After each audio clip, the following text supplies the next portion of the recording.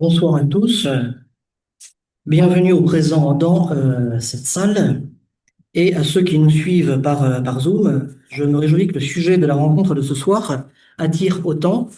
Alors, je n'ai pas fait le compte, hein, mais normalement, ceux qui s'étaient inscrits, on devrait être autour de 70, ce qui est quand même un chiffre assez remarquable pour une séance de ce type. Je me réjouis qu'il y ait un public aussi divers puisque nous avons ce soir des collègues qui sont présents, des étudiants, notamment de Florian Michel, et quelques journalistes, ce qui est moins courant, pour pouvoir être donc salués comme il convient. En ligne, on a un journaliste de France Catholique, le directeur de France Catholique, et dans la salle, on a le directeur, le rédacteur en chef de La Vie. Voilà. Euh, et Marc Le Boucher, voilà, donc il y a des éditeurs également, mais donc on aurait dû aussi avoir Lou Bémond de Senneville, de La Croix, qui était l'ancien correspondant de La Croix à Rome, et qui ne pouvait pas être là ce soir. Par ailleurs, le directeur de l'IREF, Jacques-Olivier Boudon, me prie de bien vouloir excuser son absence, une conjonction d'agenda l'empêchait d'être présent parmi nous ce soir.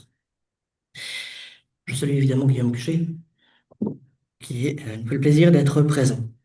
Les deux volumes qui vont être l'objet de la conférence de ce soir expliquent évidemment ce large intérêt. D'une part, l'édition chez Desclés de Brouwer des carnets de guerre de Jacques et Raissa Maritain, présents aux États-Unis, où Jacques a été envoyé. Édition donc, pour la période 1939-1942, un premier volume. Donc, j'ai compris qu'un deuxième volume verrait le jour un jour. Mais en attendant, il y avait d'autres œuvres qui étaient sur le feu. Et d'autre part, donc un volume collectif dirigé par l'éminent historien dominicain, qui est Augustin Lafay, qui se cache de nous. Un volume portant sur les Maritains à Rome. Je serais de tenter de dire avec un brin de malice les Maritains et Rome. C'est ce qui d'ailleurs est le titre, vous voyez, et ce qui correspond parfaitement à l'objet de ce soir, comme quoi on se rentre.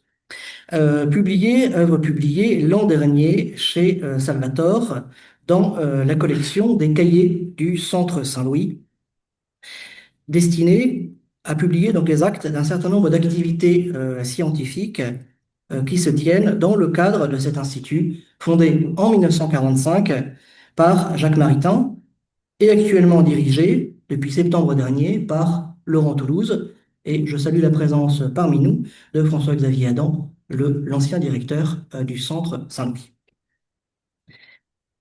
La publication et les publications à venir bénéficient également donc, de l'aide précieuse de Pierre-Marie Passot et Lorraine Creusot pour l'animation également du centre actuellement. Je tiens à signaler que ce volume était le premier de la collection, si j'ai bien noté, hein, et que d'autres donc ont suivi, notamment un colloque sur Henri de Lubac et un autre à paraître. Alors, peut-être qu'il est déjà paru, je n'ai pas vérifié, mais c'est un colloque qui a eu lieu autour des 40 heures, qui est organisé l'année dernière. Pierre-Marie Passot, à l'occasion d'un passage à Rome, m'en avait parlé en me disant normalement ça devrait paraître dans les collections des cahiers donc, du Centre Saint-Louis. Activité également organisée depuis toujours avec le soutien de l'ambassade de France près le Saint-Siège. Quelques mots sur les intervenants de ce soir. Je suis bref, volontairement, parce que je ferai une petite transition entre Michel Fourcade et le frère Augustin Lafay. Donc, Michel Fourcade est professeur d'histoire contemporaine à l'Université Montpellier III. Il est membre du Centre de recherche interdisciplinaire en sciences humaines et sociales. J'exagère à peine en disant que vous avez consacré votre vie au couple maritain, puisque vous présidez le cercle d'études Jacques Raissa Maritain, après une thèse intitulée Feu la modernité, Maritain et les maritanismes, une thèse ayant vu le jour en 2021 chez l'Arbre Bleu, une œuvre monumentale en 3 volumes, La thèse, elle date de 2000, mais le temps de Voilà. citer. Et donc, il a vu le jour, notamment grâce à l'engagement sans faille de Tanguy Cavalan et Nathalie De Paul, qui sont présents dans cette salle et que je salue. Et on m'a chargé de dire qu'il restait encore des exemplaires. Je croyais que l'œuvre monumentale, donc en 3 volumes, qui avec un coffret splendide, eh bien, est encore disponible. J'ai cru que c'était épuisé, mais on m'a dit non, il reste des exemplaires, il faut bien dire qu'il en reste. Donc, je transmets le message. Parce qu'effectivement, il y a eu une réimpression qui a été faite. Ça a été un succès de librairie en quelque sorte. Et donc ça, c'est le grand œuvre de Michel Foucault. Mais également, vous avez coédité la correspondance Maritain-Massignon, que j'ai la chance d'avoir chez moi, et un premier volume de lettres de Jacques Eraxa Maritain, des lettres intimes. Le présent volume, toujours chez DDB, un éditeur qu'il faut décidément saluer et remercier, même si Antoine Bellier donc, ne pouvait pas être présent ce soir, qu'il soit salué particulièrement chaleureusement ce soir. Et donc le volume est édité par Dominique et René Mougel, édition annotée et présentée par vous. Si j'ai bien saisi la répartition des rôles. Florian Michel, à ma gauche, est maintenant un habitué des rencontres de l'IRER, je le remercie. Il y a quelques mois, vous étiez venu pour la présentation du livre de Yann Raison du Closiou.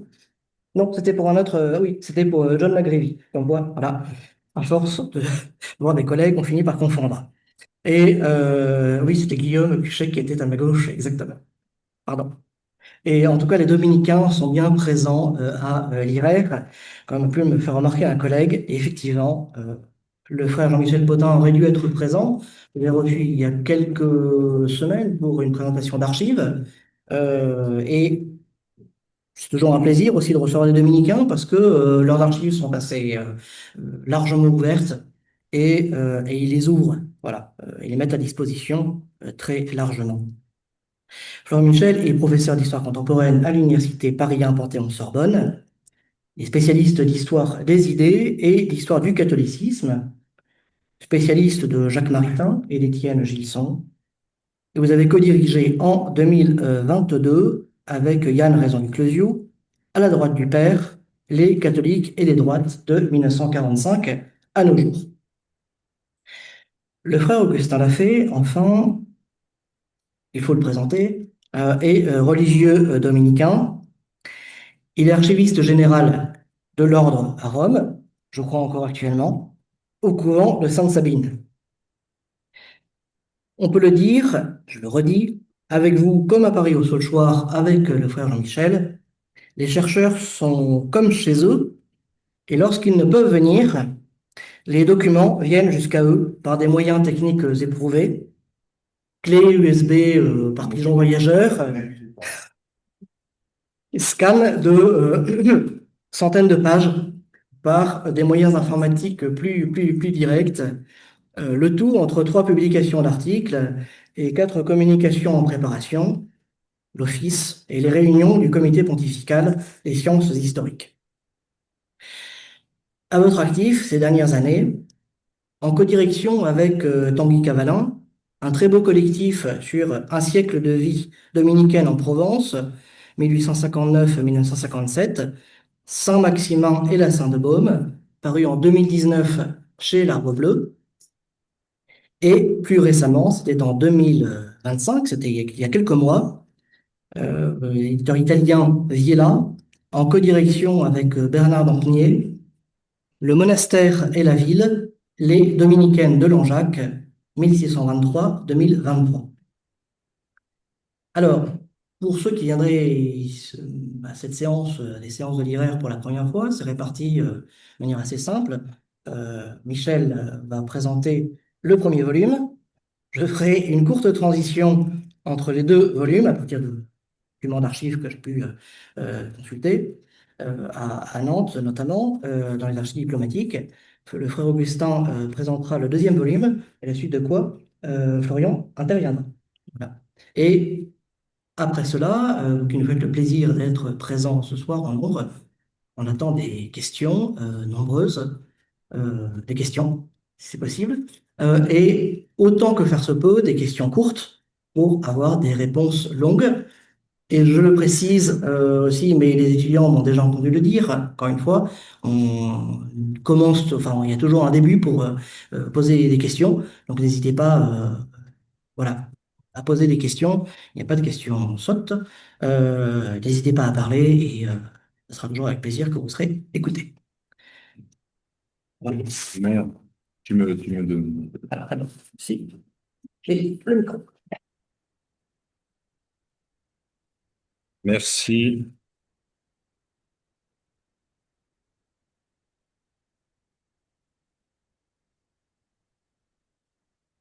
Merci, cher Martin. Chers amis, merci, je suis très heureux de présenter ce volume donc paru à l'automne dernier.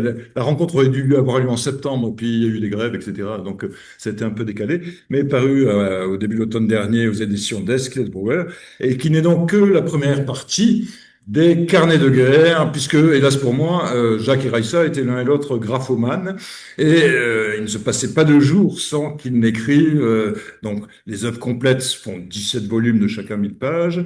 Leurs correspondances sont innombrables et tu nous as donné une idée à l'instant. Et donc, chaque fois qu'on publie une correspondance, il y en a pour 700, 800 pages. Le premier tome l'année dernière, leur lettre intime, qui ne va que jusqu'en 1932, il y aura 3 tomes, est un pavé pareil. Maritain Massignon, c'est un pavé pareil. Maritain Mounier également. Mais malgré tout, dans toutes ces pages-là, il n'y a rien d'inutile et tout est absolument passionnant, évidemment, de mon point de vue. Et j'étais passionnant heureux de publier les carnets de guerre, parce que moi, j'ai rencontré Maritain par ses écrits de guerre. Quand j'avais l'âge des étudiants, là, même plus jeune, à 20 ans, en prépa, il y avait au programme d'histoire d'Hippocagne, de Cagne, la guerre, la Seconde Guerre mondiale, et au programme de philo, la question du mal. Et dans la bibliothèque de mon lycée Joffre, à Montpellier, il y avait des livres poussiéreux que sans doute pas grand monde avait ouverts depuis les années 50, mais qui étaient À travers le désastre.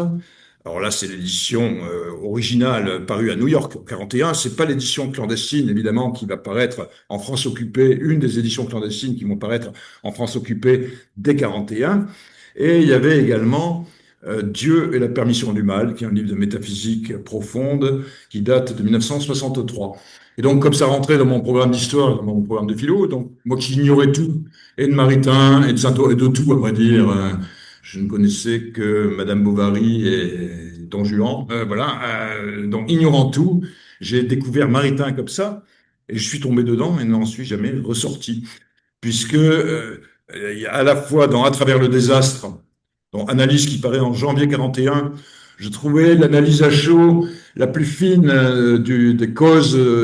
D'abord, Maritain a un style magnifique souvent, et donc c'est très bien écrit, mais en plus j'y trouvais l'analyse la plus fine, la plus profonde des causes spirituelles, morales, mais également matérielles de la défaite française, un livre de dérédaction et de traumatisme. Et puis dans Dieu et la permission du mal, j'y trouvais au contraire les analyses philosophiques les plus profondes sur ce problème éternel de la théologie, comment concilier la bonté de l'homme, la toute-puissance de Dieu, la bonté, pardon, de Dieu, sa toute-puissance, et la liberté de l'homme et l'existence du mal. Bon, ben, tous les penseurs de la modernité se sont cassés les dents dessus, et c'est chez Maritain que je trouvais les analyses les plus convaincantes. Et donc c'est comme ça que par la métaphysique et puis par l'engagement, je suis tombé dans Maritain en me demandant, mais quel est ce penseur dont j'ignorais tout, qui avait été aussi performant à la fois dans l'analyse immédiate de l'actualité et en même temps donc dans la métaphysique profonde. Alors, à travers le désastre, il y a un autre livre qui est équivalent, mais qui aura lui aussi beaucoup d'importance historique, qui est L'étrange défaite de Marc Bloch, qui va être panthéonisé très justement au mois de juin prochain. La seule différence, c'est que L'étrange défaite était resté dans les cartons de Marc Bloch et n'aura qu'une publication que posthume, tandis qu'à travers le désastre est vraiment le tout premier livre de la résistance qui se répand, qui se diffuse et qui éveille dès l'année 41, qui se répand également d'ailleurs à Londres dans les milieux de la France libre, qui aura même une édition clandestine à Varsovie, et il y aura des éditions polonaises, etc., préparées par un futur prix Nobel, Czesław Miłosz, de l'édition à Varsovie. Et donc, il a été un des tout premiers, et sinon le premier, écrit clandestin, Bagrun, et a jusqu'à devenir le best-seller de la littérature résistante en 41-42. Et donc, c'est comme ça, par la guerre, que j'ai découvert Maritain, puis après que j'ai tout lu et que je n'en suis pas donc sorti. Alors, qui sont, vous connaissez à peu près tous, qui sont Jacques et Raissa Maritain, mais pour les étudiants quand même, il faut être un peu pédagogique. Qui sont Jacques et Raissa Maritain en 1939, Jacques Maritain, et depuis 1906, c'est sa conversion. Et puis, depuis 1913, il est professeur, mais c'est de plus en plus difficile pour lui à l'Institut catholique de Paris. Et il est en même temps donc, le principal philosophe chrétien de l'époque. Il y en a d'autres, hein. Il y a Gabriel Marcel, il y a Étienne Gilson, etc. Mais Maritain est à ce moment-là le plus controversé, le plus universalisé, on pourrait dire, parce qu'il a un rapport tout à fait particulier, une articulation tout à fait particulière avec le monde clérical, avec le Vatican.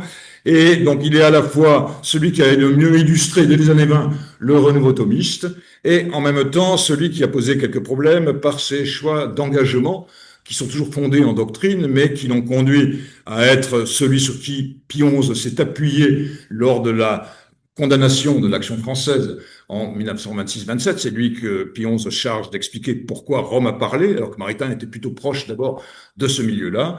Et c'est lui également qui va dénoncer, alors ça en fait un signe de contradiction un peu universelle, l'idéologie de guerre sainte utilisée par Franco en 36-37 dans la guerre d'Espagne. Donc Maritain est à la fois le plus connu, le plus célèbre, le plus universel des penseurs catholiques du monde de 1939 et en même temps le plus controversé, sans compter ses autres positions, puisque son épouse Raissa est d'origine juive et donc il s'est notamment fait remarquer à partir de 36-37 38 par toute une série de textes retentissants sur le mystère d'Israël, les Juifs parmi les nations, l'impossible antisémitisme, qui le désigne également à la vindicte de tous les antisémites.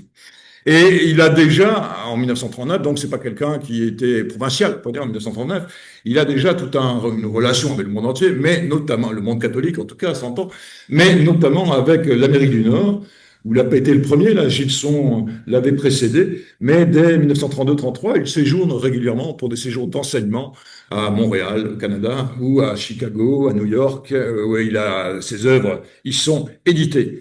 Et donc, au moment où la guerre éclate et où la drôle de guerre, ce qu'on appelle la drôle de guerre, pour septembre 39 et la défaite de juin 40, il va donc être envoyé en mission officielle par le gouvernement Daladier aux États-Unis, qui sont à l'époque extrêmement isolationnistes, et pour tout un travail, on pourrait dire, d'influence française, à expliquer le point de vue français sur la guerre. Mais alors, tâche qu'il n'a acceptée qu'en totale liberté, et puis de façon, même si on avait voulu le forcer, il n'y a aucun discours officiel, on va dire, on l'a laissé partir sans aucune consigne dans une sorte de débâcle déjà intérieur de notre système de propagande. Donc, il part aux États-Unis avec une mission d'influence française, mais sans feuille de route, on peut dire.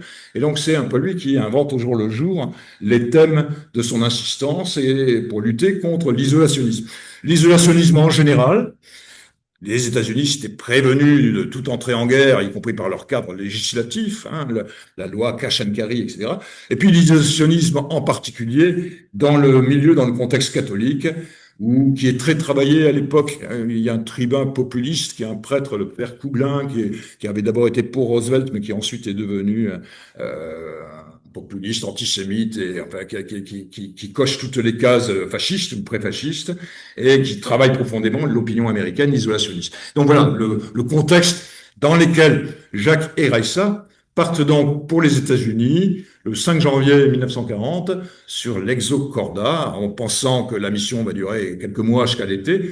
Et puis naturellement, la défaite française va transformer cette mission-là en exil de 5 ans, voire en exil définitif, pas pour Jacques, puisqu'il reviendra en France après son veuvage en 1960, mais Raissa et Vera, sa belle-sœur, Vera mourra à Princeton. Elle mourra, oui, c'est ça, Vera mourra, oui.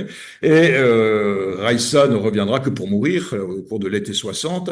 Donc, pour les deux femmes, ça a été un exil tout à fait définitif que de partir aux États-Unis le 5 janvier 40. Ils ne reverront jamais leur fameuse maison de Meudon, si célèbre par le nombre de personnes qui y sont passées dans l'entre-deux-guerres et par tout l'apostolat qui avait pu s'y exercer. Donc voilà pour rappeler qui ils sont. Alors le document lui-même a été passionnant et compliqué à tisser, puisqu'il s'agissait d'éditer. Bon, Jacques et Raissa tiennent donc chaque jour leur carnet, chaque jour pratiquement sans exception. Et ça fait donc, pour dire la même chose, mais deux sources différentes et complémentaires. Alors bon, il fallait évidemment écarter les redites.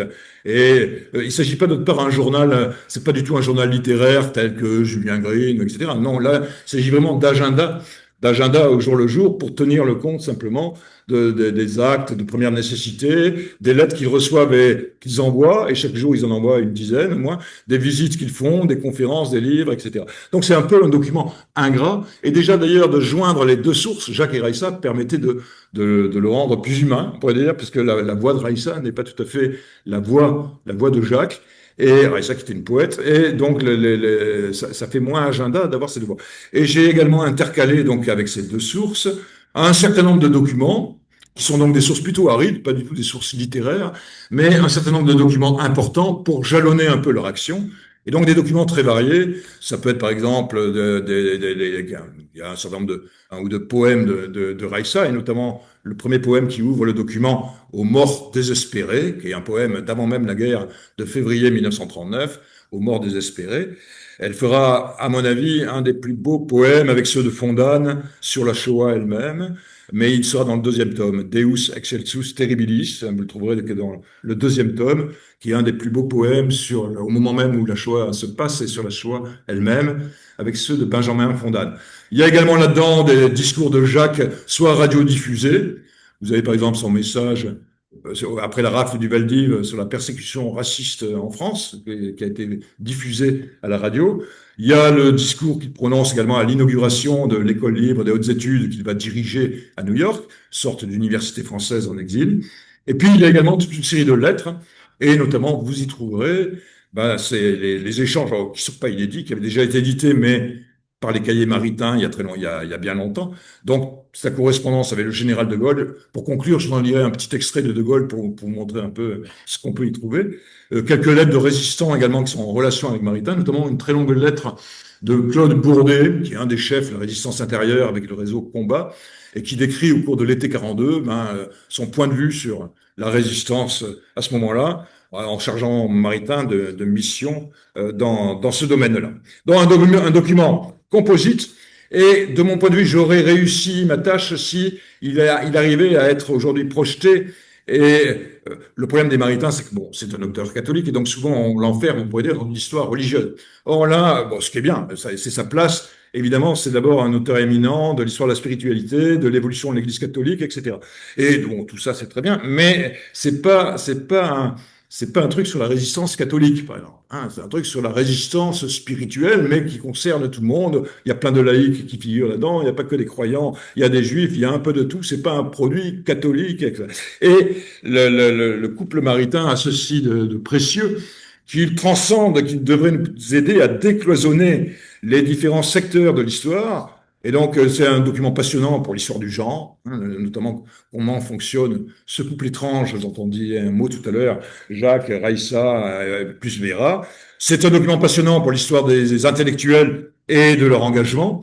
Et donc, vous verrez passer dans ces pages Gurvitch, Lévi-Strauss, en fait, une série d'intellectuels croyants, non-croyants, juifs, agnostiques, athées, et puis pas que français, américains également, puisque Maritain se fait des copains et des relations partout où il passe, et puis même européens. Hein. Il y a longtemps, j'avais fait un article, sans connaître tous les carnets, mais c'était Maritain et l'Europe en exil, avec tous ces Allemands, ces Italiens qu'il retrouve également à New York exilés, et avec qui il a toute une série de relations. C'est un document très précieux pour l'histoire de la résistance, hein, et aussi bien la résistance intérieure que la France libre, et puisque Maritain est le seul philosophe à avoir ce type-là de relation avec De Gaulle pendant la guerre. De Gaulle, vous le savez peut-être, a cherché à ce qu'il vienne à Londres en 1942, et Maritain a résisté à cette invite-là, non pas par défaut d'engagement, mais justement parce qu'il en avait déjà trop, et qu'il prenait à ce moment même, il crée une collection engagée qui s'appelle la collection Civilisation. Il dirigeait donc cette université française à New York, et donc il ne pouvait pas répondre exactement à la demande très politique de De Gaulle, mais la correspondance échangée est magnifique.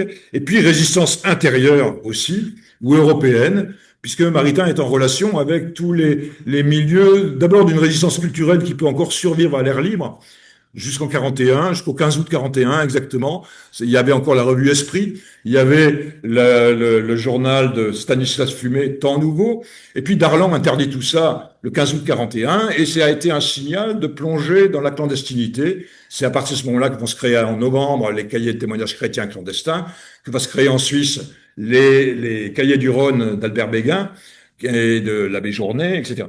Et donc Maritain est en lien avec tous ces gens-là, et la pensée circule, sans compter d'autres noms aussi, à Alger, à Buenos Aires, etc. Donc on a tout un réseau de la résistance de l'esprit tout à fait passionnant à étudier. Donc un document précieux, pas uniquement, mais aussi, évidemment, pour l'histoire de la spiritualité et de la foi en guerre, qui arrive ici d'ailleurs d'une manière tout à fait étonnante.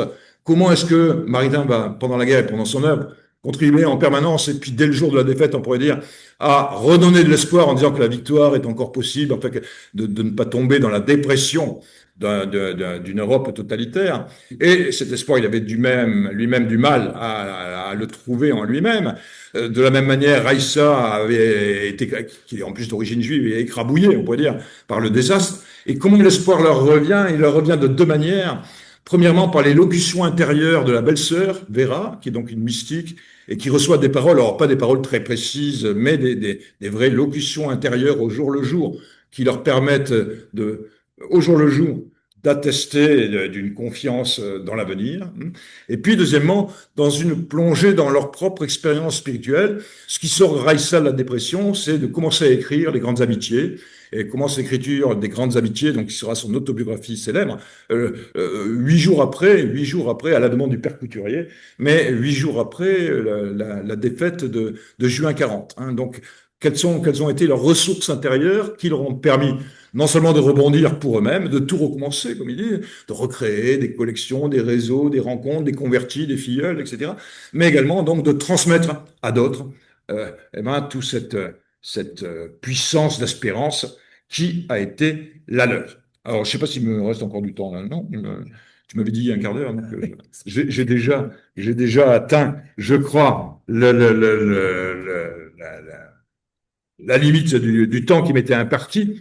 Alors, deux extraits peut-être pour vous montrer un peu. Alors, je vous parlais tout à l'heure de À travers le désastre. Vous avez notamment cette phrase-là qui est très belle. Comment est-elle tombée, la ville de nos espérances, la patrie qui enseignait au monde la liberté, hurlée comme les sapins de Zacharie, forêt, fontaine, colline, belle plaine de mon pays. Mais le signe le plus sombre n'est-il pas qu'écrasés par des malheurs d'Apocalypse, les Français ne voient surgir de leur peuple aucun prophète pour dire l'horreur des événements tels qu'elle est et réveiller l'esprit dans ses profondeurs. La même carence est frappante chez les Juifs persécutés dans le monde entier et chez lesquels l'esprit de prophétie reste éteint. Pendant ce temps, les hypnotiseurs des nations font leur prestige.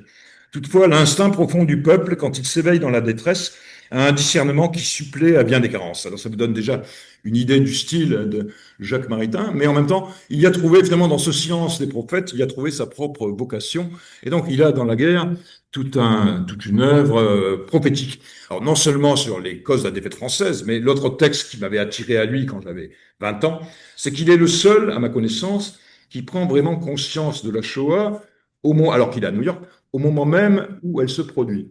Et dès décembre 42, on a déjà une analyse complète de ce qui est en train de se passer, y compris numériquement, y compris par les techniques, etc. Et puis qui cherche comme ça à en alerter. Un extrait, par exemple, d'un discours qu'il prononce à l'école libre, donc il dirige à New York, le 20 janvier 1943. Pour l'ensemble des victimes de la persécution raciste, le chiffre le plus modéré est d'au moins 1 million, ce qui correspond en effet au chiffre déjà atteint en janvier 43. Et le chiffre donné comme le plus probable de 2 millions déjà. 4 ou 5 millions, ce qui reste de juifs dans l'Europe soumise à la croix gammée, sont menacés du même sort. En Pologne et en Russie occupées, les procédés de destruction dépassent les cauchemars de l'imagination la plus infernale. Des méthodes scientifiques à la hauteur du génie allemand ont été inventées. Les mitrailleuses ne suffisent pas, le froid, la famine, l'épidémie non plus. Il faut les gaz toxiques, l'électrocution, l'empilement en masse dans des espaces clos où l'asphyxie se produit peu à peu, la suffocation des plus âgés, des plus faibles dans les wagons plombés, qui mènent des foules de déportés vers les camps de triage où on massacre, parmi les survivants, tous ceux qui ne sont pas aptes au travail forcé, que le travail forcé se chargera d'achever. Des 250 000 juifs chassés de Bessarabie vers la partie d'Ukraine du Sud occupée par la Roumanie, environ 190 000 ont été fusillés, brûlés, vifs, torturés à mort pendant le transport. À Odessa, 25 000 Juifs ont été massacrés par les troupes roumaines en octobre 41, le jour où une bombe fit explosion dans l'hôtel de l'état-major. 10 000 Juifs ont été rassemblés dans des baraques en bois et brûlés vifs. À Vitebsk, plusieurs milliers de Juifs ont de même été brûlés vifs. À Kiev, 52 000 hommes, femmes et enfants, dont une large proportion étaient juifs, massacrés. À Pinsk, 8 000 Juifs ont été tués à la mitrailleuse. À Brest-Litovsk, 6 000. À Mariupol, c'est là que Raïssa était née. À Mariupol, la population juive tout entière, massacrée par groupes de 500 devant les tranchées où on poussait les cadavres. Donc voilà un témoignage qui reprend un peu tout ce qu'on peut savoir aujourd'hui sur ce qu'on a appelé la Shoah par balle. Le nom n'est pas très bien choisi d'ailleurs, mais donc avant même les camps d'extermination et puis d'autres passages portés sur les premiers camps d'extermination. Et donc, ce document-là permet justement d'arriver à comprendre comment un homme, dans un Français à New York, arrive à connaître tout ça, par quelle voie, etc. Comment ensuite on vit, une fois comment on prend conscience de tout ça, et puis comment ensuite on vit avec cette conscience-là sans beaucoup de moyens d'intervenir. Et alors, la dernière citation que je voudrais faire, je vous l'ai promise avec De Gaulle. Donc, c'est De Gaulle qui écrit à Maritain, le 16 janvier 42, Mon cher maître, j'ai été très sensible à votre lettre. Il est doux d'être aidé, il est réconfortant de l'être par un homme de votre qualité, etc., etc. C'est surtout dans un tel domaine que nous avons beaucoup à attendre de vous, Jacques Maritain. Vous avez si bien commencé. Il faut poursuivre. Il n'y aura qu'une base au salut, le désintéressement, et pour le faire acclamer, les âmes sont maintenant préparées par le dégoût et la sainte misère. Socialement, d'ailleurs, il n'y a pas d'autre voie. Chacun ne trouve sa part que dans le renoncement de chacun. Il nous faut un peuple en vareuse, travaillant dans la lumière et jouant en plein soleil. C'est De Gaulle qui écrit ça, c'est rigolo. Tâchons de tirer cela de cette guerre révolution. Je sais que tout ce qui est jeune le désire, n'attendant plus rien des académies. Je ne suis pas inquiet pour la démocratie, elle n'a d'ennemis chez nous que des fantoches. Je ne crains rien pour la religion. Des évêques ont joué le mauvais jeu, mais de bons curés, de simples prêtres sont en train de tout sauver. Écrivez-moi quelquefois, c'est utile, j'aimerais mieux encore vous voir, etc., etc. Voilà pour cette présentation. À tout. Merci beaucoup, Michel. Alors, il faut que je dise quelques mots maintenant, si je peux récupérer le micro. Voilà. D'abord, je faisais confiance à la maîtrise du temps, donc je n'ai pas regardé la montre. Et par ailleurs, j'ai souvent un peu de honte de couper l'auteur quand il présente son ouvrage et qu'il donne des explications, sauf quand c'est trop long, évidemment. Mais donc là, non. Merci. Non, j'étais frappé par une chose, en lisant tout à l'heure le volume, c'est sur les chiffres déjà, effectivement. Il vit la Shoah en fait en direct, et ils ont déjà, en fait, il y a déjà en direct, par des articles dans la presse aux États-Unis, la perception de la destruction. Pas n'importe quelle presse, la presse yiddish. Oui, ah pardon. Non, donc je disais que dans le volume, dans les carnets, on a en fait, on vit en direct parce qu'il lit la presse, donc effectivement la presse yiddish, les chiffres faramineux. Il dit il y a 2 millions il y a 2 millions de juifs qui ont été exterminés déjà. Euh, et donc, avec une attente, là pour le coup, c'est clair, avec une attente de la parole de Pilous, en disant mais le pape sautait, le pape ne parle pas, quand est-ce qu'il va parler? Ça va être en novembre 42 qu'il écrit ça. Voilà. Alors, simplement quelques courtes transitions. Des carnets de guerre, nous allons faire donc un léger saut dans le temps et porter l'attention vers la ville éternelle et les 3 ans d'ambassade près le Saint-Siège de Jacques Maritain. Pour être plus exact, de Jacques Maritain, entouré de Raissa et Véran. En avril 45, Jacques Maritain écrit à Monseigneur Fontenelle, qui est le correspondant de la Croix depuis des années, quelqu'un sur lequel je travaille, mais qui a été pendant très longtemps correspondant de la Croix. Il meurt en 1957.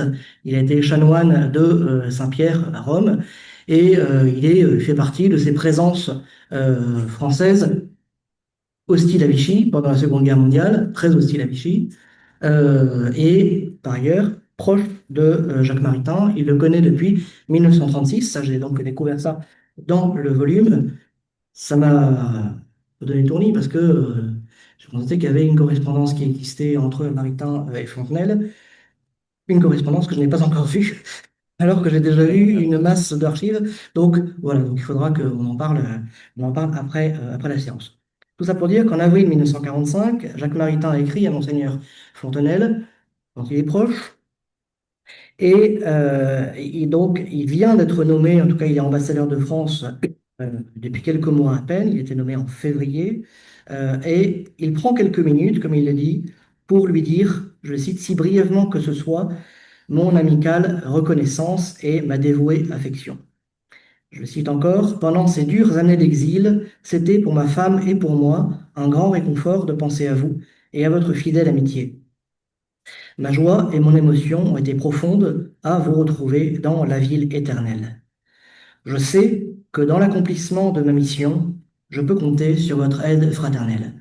La lettre est dans les papiers Fontenelle, aux archives diplomatiques à Nantes, et j'aurais juste insisté sur relever le mot mission, qui peut s'entendre disons, en deux sens, hein, simplement effectivement comme étant une mission diplomatique, mais Jacques Maritain, et je pense que c'est aussi ce que va relever, en tout cas souligner frère Augustin, l'entend aussi à la fois sous l'angle d'une mission spirituelle et une mission de reconquête, disons, du terrain perdu pendant la Seconde Guerre mondiale par la France, de rétablissement en fait de la place de la France à Rome, rétablissement et jeu, par le jeu diplomatique, mais également par le jeu culturel, on va dire, avec la fondation du Centre Saint-Louis de France.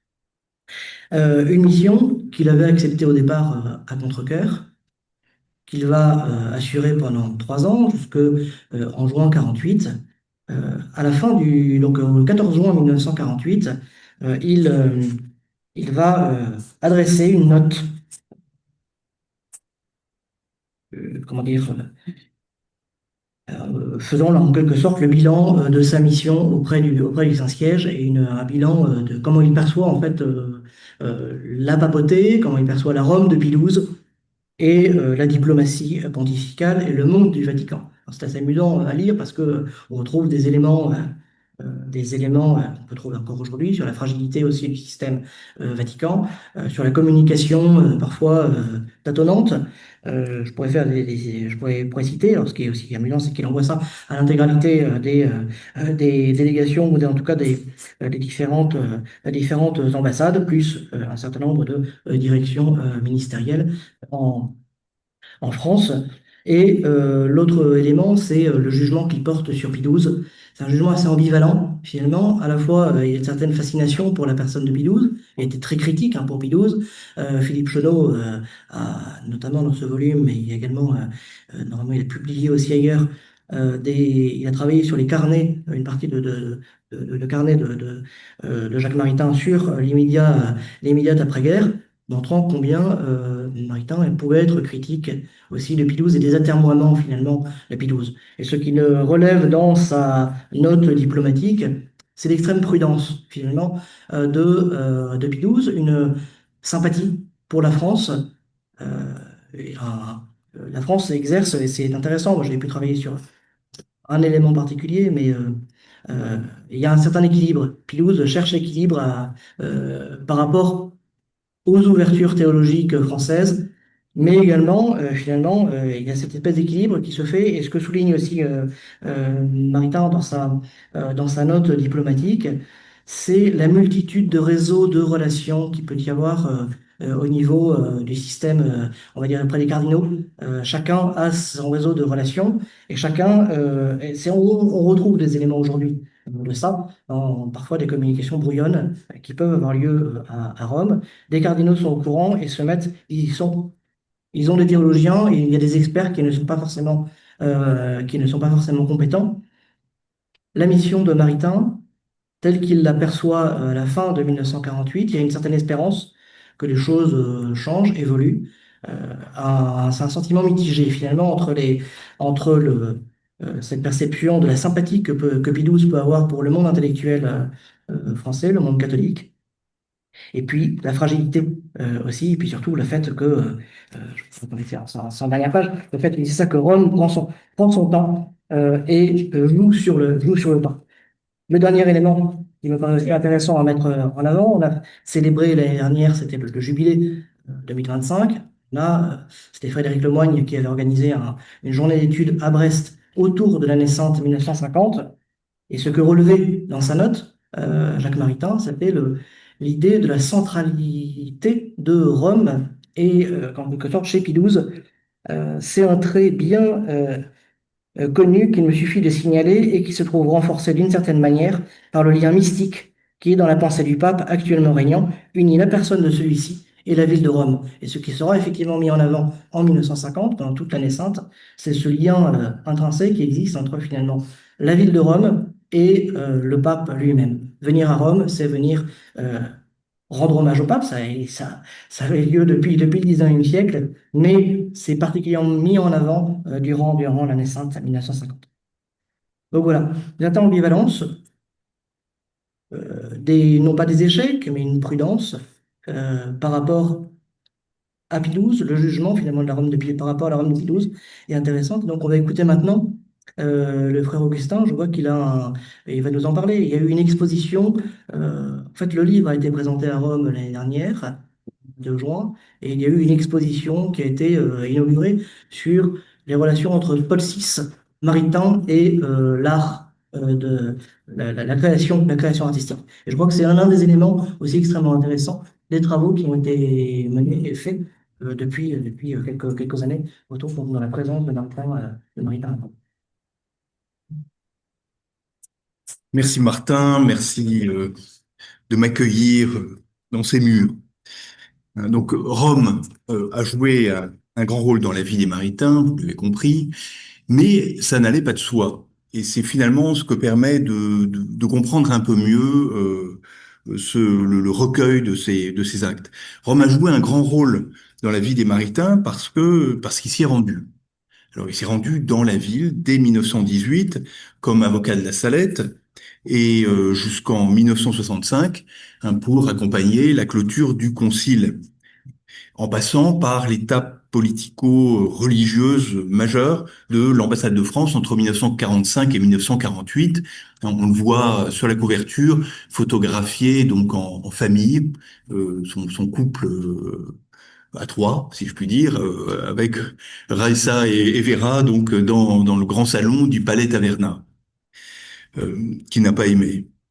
Et donc il s'y est rendu un bon nombre de fois, mais même quand il ne visite pas Rome pour quelques rencontres, quelques conférences, même quand il ne l'habite pas, il continue d'une certaine manière d'habiter la ville avec un grand V, l'ours, d'habiter l'Italie, d'habiter les bureaux du Saint-Siège. De nombreuses traductions de ses livres existent en italien. Sa pensée est discutée, interprétée jusqu'à nos jours.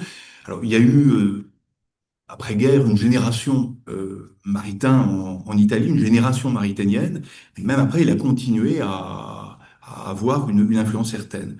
Et puis enfin, il a été sollicité par les congrégations romaines, tout comme par la papauté, hein, et les archives des pontificats de Pie XI et de Pie XII témoignent en particulier de l'enthousiasme avec lequel lui-même et son œuvre ont pu être accueillis, tout autant que la réprobation hein, qui a pu l'entourer et le menacer jusqu'en 1958. Il est dans les dossiers préparatoires de ce qui aurait pu être la dernière encyclique du pontificat de Pie XII, dans les dossiers préparatoires, le seul philosophe nommément dénoncé dans une série de condamnations doctrinales est Maritain. Il obsède, si vous voulez, une partie, en tout cas, du Saint-Office. Donc, c'est une manière d'habiter, hein, être dans un dossier quelque part, c'est une manière d'habiter un lieu. Mais ce lien avec Rome qui est si fort, qui est évident, qui est... Non, non, au contraire, n'a rien d'évident. Il n'a rien d'évident pour plusieurs raisons. D'abord, à mon avis, le protestantisme familial chez Maritain, la distanciation avec l'Église, le judaïsme des Oumansov, la famille de Raïssa et de Vera, hein, tout ça, ça ne prédisposait pas le couple à tourner le regard avec admiration vers la place Saint-Pierre. On n'imagine pas que Geneviève Favre, hein, la fille de Jules Favre, hein, ait versé des larmes au moment, enfin, à l'idée que le pape soit prisonnier hein, dans les murs du Vatican. Et par ailleurs, l'incorporation ecclésiale des Maritains, si on peut parler ainsi, a été accompagnée par la lecture et les conseils de leur illustre parrain, Léon Bloy.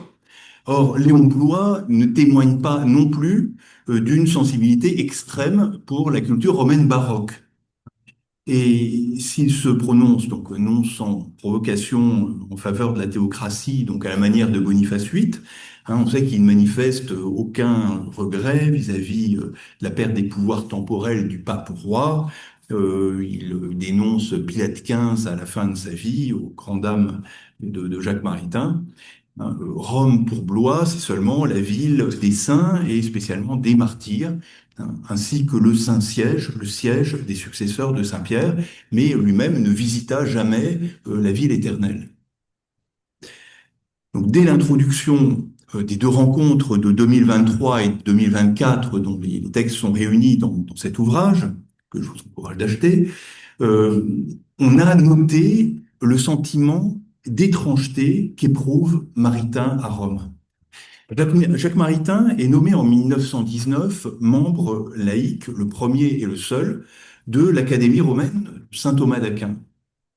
À partir de 1920, il figure dans l'Annuario Pontificio, vous avez ce gros volume rouge qui paraît chaque année, encore le 11 février 1929, le 11 février en souvenir des accords du Latran.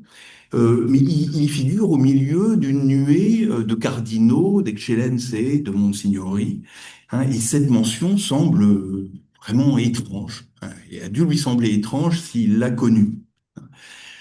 C'est un laïc complètement perdu, isolé. Il y a un épisode étonnant au moment du centenaire de Saint Thomas. Il va à Rome pour un colloque important et quand on voit la salle de conférence, on voit que des soutanes noires. On voit même pas d'habits blancs dominicains qui mettraient une touche de joie et une bonne humeur dans cette sinistrose. Alors, donc, dès l'introduction, on a noté ceci. Et dans la conclusion du volume, Philippe Chenot, à qui ce volume et ces rencontres doivent beaucoup, Philippe Chenot a posé cette double interrogation. Maritain a-t-il aimé Rome? Rome a-t-elle compris Maritain? C'était tout l'objet de ces rencontres, de commencer à essayer d'étudier, d'apporter une réponse à ces deux questions. Alors ce colloque, il relève d'une initiative personnelle, motivée par le 50e anniversaire de la mort de Jacques Maritain. Je suis allé trouver l'homme en rouge au milieu de cette assemblée, François-Xavier Adam, qui était directeur de l'Institut français, Centre culturel Saint-Louis, pour lui proposer une conférence, voilà, 1 heure le soir, pour quand même manifester que le fondateur du Centre Saint-Louis était mort 50 ans plus tôt. Et son adhésion, celle de l'ambassade, de l'ambassadrice, a entraîné par une espèce d'effet boule de neige toute une série de manifestations. Et c'est un point que je voudrais signaler parce qu'il m'a beaucoup frappé durant les 3 ans de préparation, célébration, etc. L'intérêt n'a cessé de grandir autour de ce projet et des offres de collaboration se sont manifestées, y compris des offres internationales. Étienne Fouillou, récemment, s'est étonné de la place accordée par John McGreevy dans son histoire mondiale du catholicisme, la place accordée à Maritain par John McGreevy.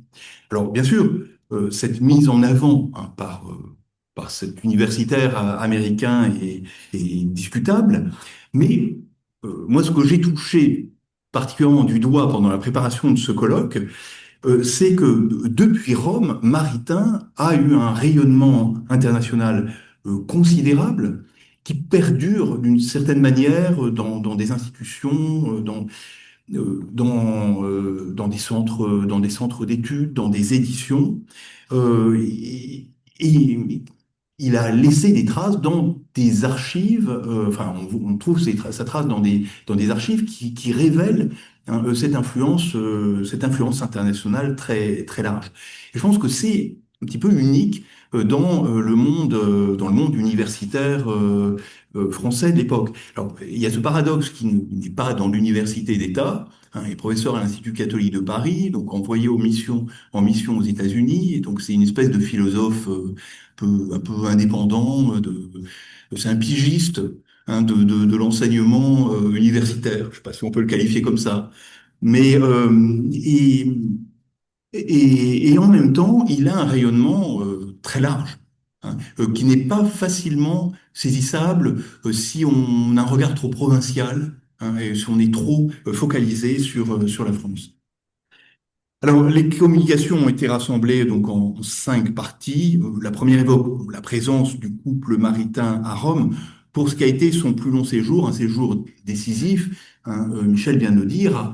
Après, il y a une vraie coupure puisque c'est le dernier séjour européen de Raïssa et de Vera, le dernier séjour européen long de Raïssa et Vera. Et Jacques Maritain ne reviendra qu'à la retraite, en 1961 pour s'installer donc à Toulouse. Donc il y a les communications évoquent cette présence. La seconde partie s'attache plus aux philosophes ambassadeurs, en précisant, en développant certains points de l'étude très précieuse de Roberto Fornasier, publiée en 2010. C'est un ambassadeur malgré lui, mais qui a pris très au sérieux son rôle, très à cœur son rôle. Il y a une photo terrible alors, où il va présenter ses lettres de créance. On le voit à l'air très triste dans les loges de la secrétaire d'État. On le sent, en- on sent qu'il a envie d'être ailleurs. Peut-être à son bureau, en train d'écrire. Donc il est entouré de gardes suisses, de prélats, de gentilshommes, de sa sainteté, etc. Mais il fait le travail très sérieusement, ne se contentant pas de remplir les obligations administratives mondaines qui s'imposaient à lui, mais en prenant des initiatives pour dénoncer l'antisémitisme, pogrom en Pologne. Il prend des initiatives en fondant ce centre Saint-Louis qu'il veut, ce centre culturel de l'ambassade de France près le Saint-Siège, dont il veut qu'il soit un lieu de rencontre entre le monde ecclésiastique et le monde universitaire francophone, un centre dont il ne fera pas un centre maritain. Et c'est assez intéressant de constater qu'en fait, il ne projette pas sa propre philosophie, il ne cherche pas à diffuser ses idées ou sa philosophie dans ce centre. La troisième partie aborde la question du maritainisme en Italie, la diffusion dans les milieux ecclésiastiques, dans le monde laïque, qui a été très forte après la guerre par des éditions qu'il tente de canaliser, de maîtriser quand on s'y intéresse fortement. Quatrième partie a une importance très grande puisque l'ouverture des archives du pontificat, du pontificat de Pie XII, tout comme la publication des carnets de maritains en cours, ont permis d'enrichir la connaissance que l'on avait de la période de l'ambassade et de la décennie qui a précédé le Second Concile du Vatican. Et cette connaissance a été mise en œuvre pour étudier les dossiers très nombreux, extrêmement abondants, qui concernent Maritain et qui sont conservés notamment au- dans les archives du Saint-Office, dit les archives du Dicaster pour la doctrine de la foi. Donc, je pense que beaucoup de chercheurs, ayant déjà une certaine connaissance du dossier, ont été surpris par l'importance du dossier maritain dans cette période. Une cinquième et dernière partie s'attache à quelques débats. Dossier de condamnation. Oui, dossier de condamnation. Oui, oui, c'est pas des félicitations, mais ça sera après. Bon. Une cinquième et dernière partie donc s'attache à quelques débats intellectuels liés à l'attention que porte Maritain à Rome, ou des questions qui sont vues de Rome. Alors ça s'imposait peut-être moins et ça m'a semblé quand même important de faire cette proposition, disons, dans le cadre de ces rencontres. Par exemple, c'est parce qu'il est attentif à l'enseignement du souverain pontife que Maritain développe un effort soutenu de compréhension de Quas Primas, son cyclique de 1925 consacré à la royauté du Christ, afin d'offrir une solution à ce que Félix Reich appelle le problème théologico-politique du XXe siècle. C'est depuis Rome que Maritain tente en 1947 d'apporter une réponse à l'existentialisme sartrien, hein, avec le court traité de l'existence et de l'existant, hein, non sans avoir à s'occuper dans le même temps des tenants surtout jésuites, hein, d'un dépassement du thomisme. Donc, oui, c'est de Rome qu'il fait ça. Et c'est coloré, évidemment, par sa position à Rome. C'est de Rome qu'il voit les problèmes à ce moment-là. Enfin, c'est à Rome que Maritain rencontre en 1946 le père Cotier, jeune dominicain, appelé à servir les papes pendant très longtemps, jusqu'au début du XXIe siècle. Voilà. Alors, la fête n'est pas finie, la fête des publications maritaniennes, hein, puisque dans quelques semaines, Nova et Vetera, la revue suisse, publiera dans un numéro double des études sur le Bercotier et sa correspondance avec Jacques Maritain, correspondance active et passive, commentée par Philippe Chenot et votre serviteur. Alors, dans les initiatives qui sont nées autour de ces rencontres, de ces deux rencontres universitaires, l'une d'elles mérite d'être soulignée. C'est celle qui a donné lieu à une exposition dans les musées du Vatican. Les salles étaient Borgia des musées du Vatican, 5 petites salles qui sont intégrées dans les musées, dans le parcours, hein, des musées, à l'occasion notamment de l'anniversaire de l'ouverture des salles d'art contemporain des musées du Vatican, quelques semaines seulement après la mort de Maritain. Et avec beaucoup d'enthousiasme, hein, Nicole Forti, qui était la directrice des musées modernes et contemporains, a beaucoup tenu à faire cette exposition. Alors j'ai quelques donc cette exposition qui s'appelle Paul VI et Jacques Maritain, le renouveau de l'art sacré, donc en France et en Italie, 1945-1973. Alors j'ai des goodies, hein, après cette conférence, donc vous battrez, vous ne vous battrez pas, hein, pour en prendre, mais j'ai laissé quelques brochures sur la table et je ne les remporterai pas à Rome. Et donc, vous savez que la question artistique a été une question extrêmement importante pour Maritain et elle a contribué à la diffusion d'un certain maritainisme de manière idéale, on va dire. Euh, c'est c'est auprès donc d'abord de Léon Bloy, hein, qui rencontre Georges Rouault, le peintre Rouault, qui, euh, pour une rencontre qui sera tout à fait décisive pour la suite de sa vie. Euh, Comme Raissa écrit, Rouault fut pour nous la révélation de l'art contemporain. Hein, c'est de lui, en effet, que nous sommes allés à Cézanne, en qui il a une réelle filiation, de lui aussi au Fauve. Rouault fut surtout la première révélation du véritable grand artiste. C'est en lui, in concreto, que nous aperçûmes d'abord la nature de l'art, ses nécessités impérieuses, ses antinomies et les conflits de devoirs très réels et parfois tragiques, dont l'esprit d'un artiste peut être le théâtre. Ce que vont découvrir les maritains jeunes catholiques, c'est l'étroitesse de nombre de leurs nouveaux coreligionnaires par rapport aux œuvres d'art, hein, d'art contemporain, et la dureté dans le traitement réservé aux artistes. Et ils vont s'employer, si vous voulez, d'abord à réconforter les artistes, car ce qui leur importe finalement plus, c'est la sainteté de l'artiste. Et dans ce volume, hein, le très bel article de Julia Radin, hein, consacré à la relation entre Maritain et Gino Severini, un peintre plasticien, Gino Severini, est absolument est impressionnant sur ce point. Hein. C'est la sainteté de l'artiste que les Maritains veulent. Et donc, ils ont une espèce d'être avec immédiat, une espèce de connaturalité, une empathie vive, avec des artistes qui s'exercent dans les formes les plus controversées, hein, de l'art contemporain de leur temps, hein, le futurisme, le dadaïsme, que sais-je.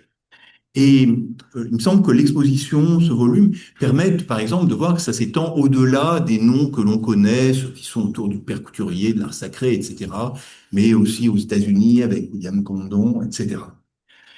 Et donc, il s'emploie donc à manifester une amitié avec les artistes, et puis il s'emploie également à comprendre et à faire comprendre la différence qu'il peut y avoir donc entre un art d'église sacré, euh, spécifiquement un art qui sert pour le culte catholique, et puis un art religieux, non par destination de l'œuvre d'art, qui servirait un objet religieux, mais par le caractère et l'inspiration de l'activité artistique. Alors, beaucoup d'artistes s'y reconnaîtront, et puis un jeune prêtre italien s'y reconnaîtra dès 1920 et s'intéressera donc très tôt donc à art et scolastique, donc Paul VI. Hein, et donc c'est une espèce de collaboration qui aboutira à la création de cette collection d'art moderne et contemporain dans les musées du Vatican. Voilà, je m'arrête là et je vous remercie. Merci beaucoup, Augustin. Et donc, je vais intervertir, ce sera plus pratique.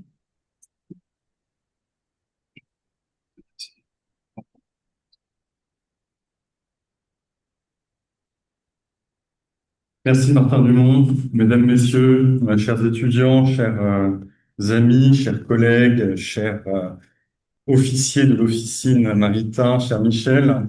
Il me revient in fine de prendre la parole pour revenir sur les deux volumes présentés ce soir par leurs deux principaux artisans.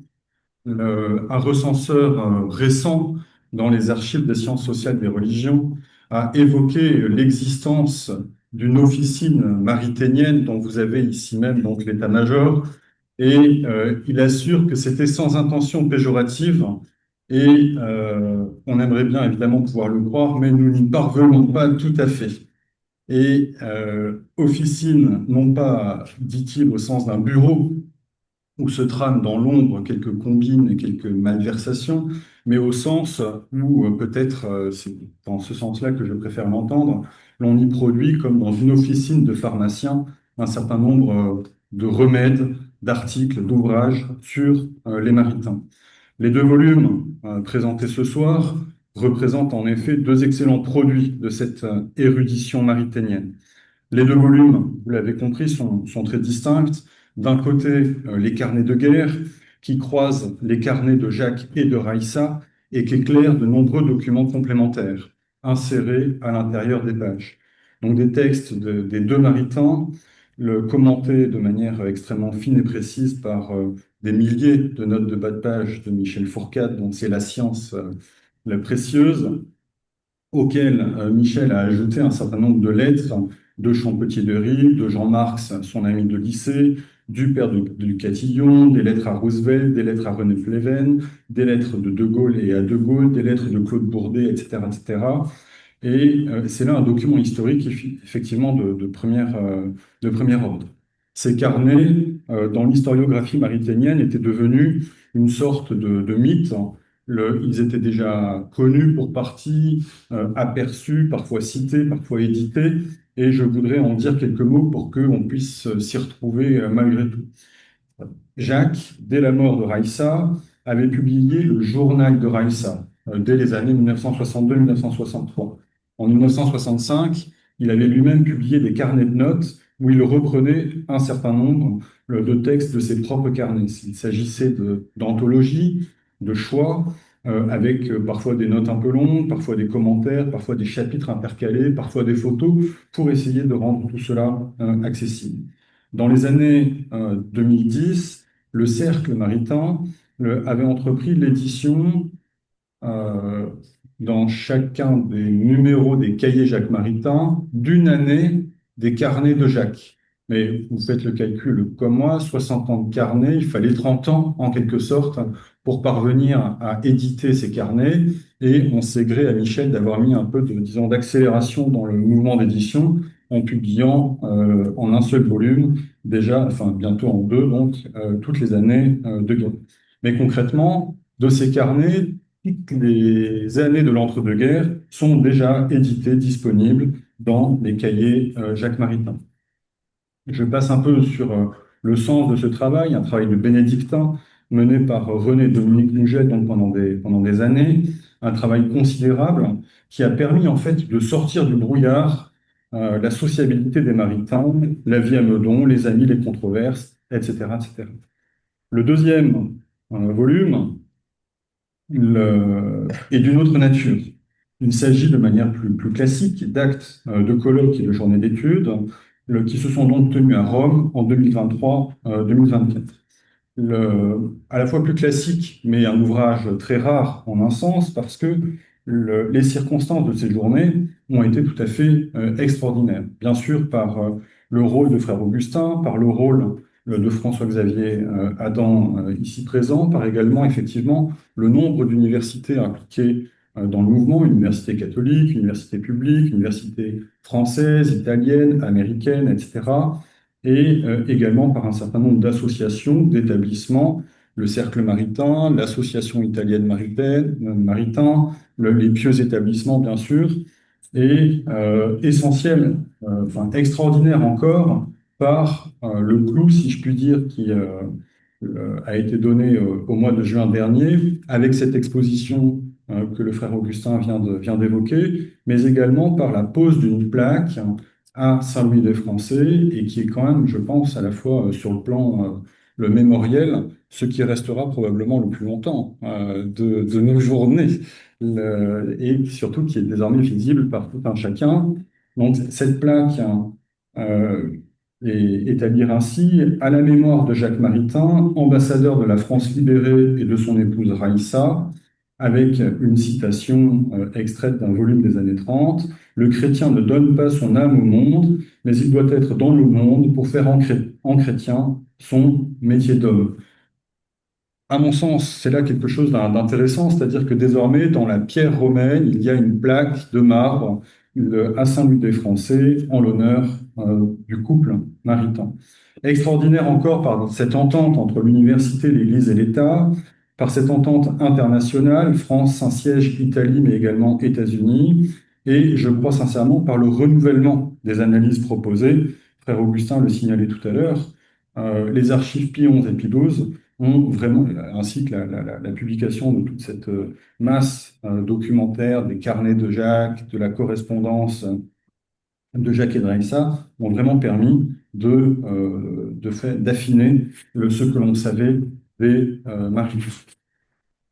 Au-delà des deux volumes présentés ce soir, je voudrais faire quelques commentaires plus généraux.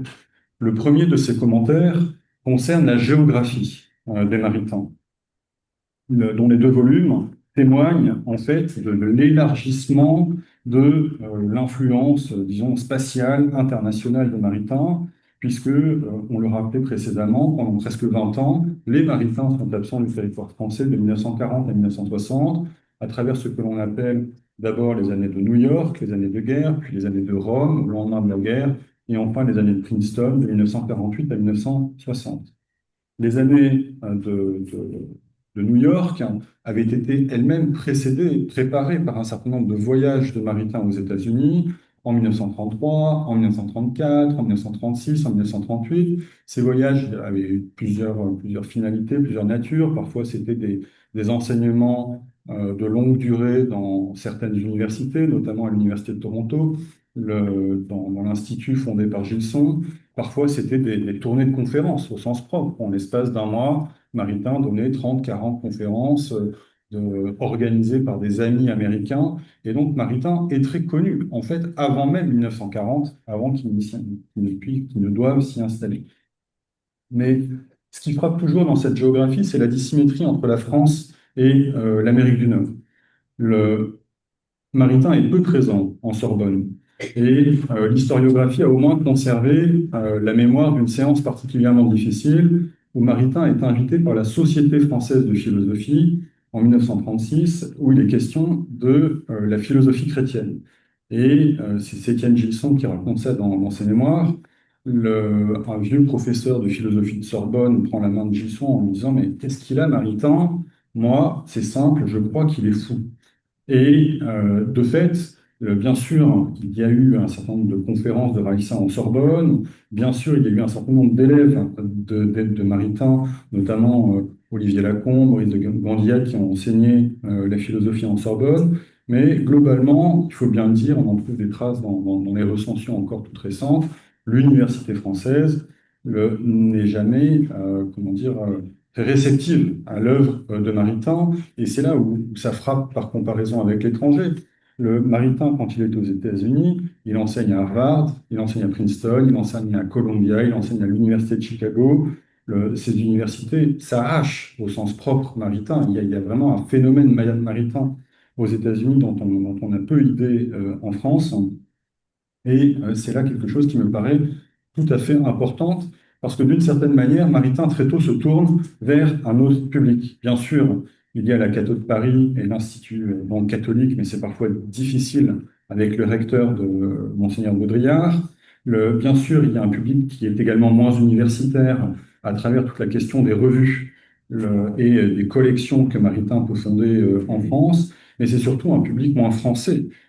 C'est-à-dire que Maritain se tourne vers la Suisse, l'Allemagne, l'Angleterre. Il y a un volume sur Jacques Maritain en Europe qui date déjà des années 1990. Il y a un volume sur Jacques Maritain et l'Amérique du Sud, où on voit, il y a juste une image qui est assez drôle dans le volume, où comment dire, ceux qui se sont engagés sur le plan politique en Amérique du Sud s'envoient les uns des volumes de Maritain, les autres des volumes de Marx sur la figure en bataille. Et le sous-titre est intéressant, Jacques Maritain, en Amérique du Sud, le modèle malgré lui, donc l'influence malgré lui, il a fait qu'un seul voyage en fait en Amérique du Sud pour Maritain, et bien sûr l'Amérique du Nord, le travail de Michel, mais c'est également, permettez-moi de dire, un des éléments, bien sûr, de mes propres travaux. La deuxième remarque que je voudrais faire renvoie à l'un des éléments soulignés par ce recenseur évoqué par Frère Augustin. Le recenseur évoquait, euh, commentant les nombreuses publications récentes relatives à Maritain en 2024-2025, et de fait, ces publications sont nombreuses. Nos éditeurs sont gentils de nous accompagner alors que nous saturons probablement le marché éditorial avec les travaux maritains. Le recenseur pointait une difficulté et employait une image un peu commune, à ma connaissance, qui est celle de la bosse de savoir, comme une bosse après un accident, pour qualifier l'amas de connaissances constitué par la publication successive de tous ces travaux.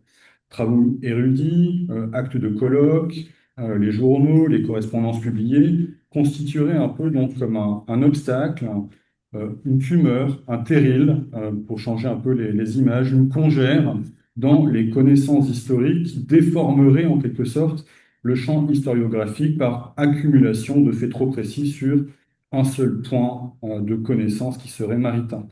Évidemment, en un sens, on peut le prendre en bonne part, c'est un hommage aux travaux effectués et l'expression en creux également d'un regret. Pourquoi si peu sur d'autres milieux? Pourquoi si peu sur Emmanuel Mounier? Pourquoi si peu sur Blondel, sur Guiton, sur Mauriac? Que font donc les autres officines? Pourquoi si peu sur sur Certeau? Et on se demande effectivement pourquoi certains comment dire, auteurs ne disposent pas encore des œuvres complètes, ce qui permet parfois de mieux comprendre la genèse, le développement de certaines œuvres.